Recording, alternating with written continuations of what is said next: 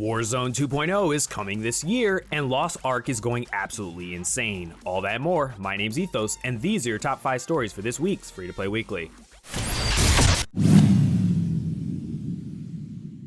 Coming in at number 5, NetEase and 24 Entertainment's high-flying battle royale Naraka Bladepoint has a lot going on, so let's get right to it. Season 3 Echelon is underway, packing with it its usual cosmetic rewards you'd expect, as well as a new duos mode for Herald's Trial so you can bring a friend with you as you climb the ranks. Epic and Legendary Soul Jades are getting major buffs with this update, which are outlined in detail in their latest updated video. There's also a new seasonal event underway, Spring Blossoms, which lets players contact blossom branches by completing missions and trading them in for Valentine's Day themed rewards. Of course, if it's just new heroes you're looking for, there's one on the horizon known as Justina Ju. Winter's Grace arrives on March the 9th. Judging by her animated preview video, it looks like she has a score to settle with Viper Ning. Finally, you can check out this game for a free weekend from the 18th to the 22nd, which will be accompanied by a 30% sell off until the 25th.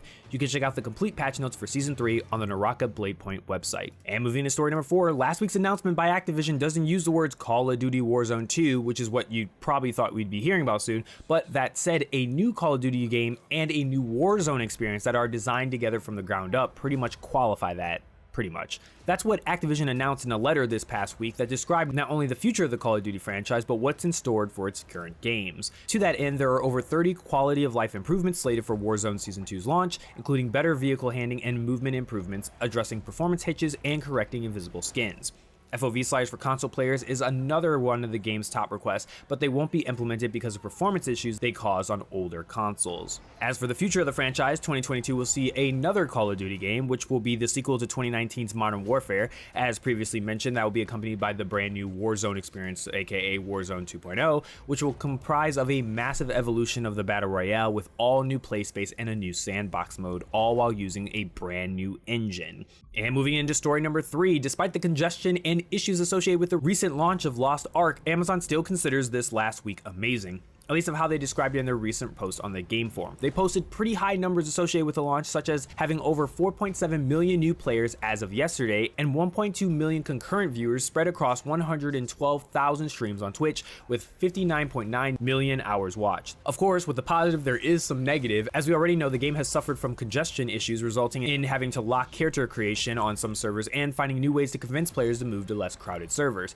There's also been issues with quests going missing from the store, players on one server losing access to the game's main story quests, ongoing queues in Europe, and general bugs that one would likely expect with the launch of an MMO. This week, the dev team addressed these issues. In the case of the store-related issues, they're noted that there could be a few issues to deal with. As mentioned, there are items missing from the product's inventory, but in addition, some players are just unable to access the store in-game, while others have found the crystalline ores missing from their characters. That said, they do think they're all linked and that the underlying cause is a communication issue between two servers, the commerce server and the game server. The game's current load is hindering their ability to communicate properly, and the end results are the issues players are reporting. As for the MSQ issue, it seems to be affecting around 17,000 players. The fix is going to require manually editing each of those accounts, and the players have to be online while it happens. This means it will take a while for all those issues to be fixed. And coming in at story number 2, last summer, if you can remember, I reported about a indie MMO Titanreach having to cease development after running out of funding, and then shortly after that, they found a miraculous benefactor who offered to fully fund the game.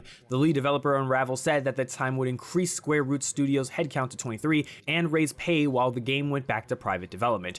Now, YouTuber Kira TV scored an interview with this backer, whom he confirmed as legitimate, and said that he wanted to help the hardworking, dedicated, and passionate team that had been trying to build something cool but had very little resources at their disposal. Fast forward to now, and it looks like Titanreach is once again destined for the dustbin. Massively OP has learned from prospective players via Reddit that a message was posted on the game's Discord by Unraveled earlier this week, stating that Square Root Studios will be closing its doors for good. Titanreach will be laid to rest. He said that he and another developer, Fish, came up with the idea of the game while playing Rocket League, but as a shy solo programmer turned game dev thrown into the deep end, he found himself dealing with a lot more than he bargained for.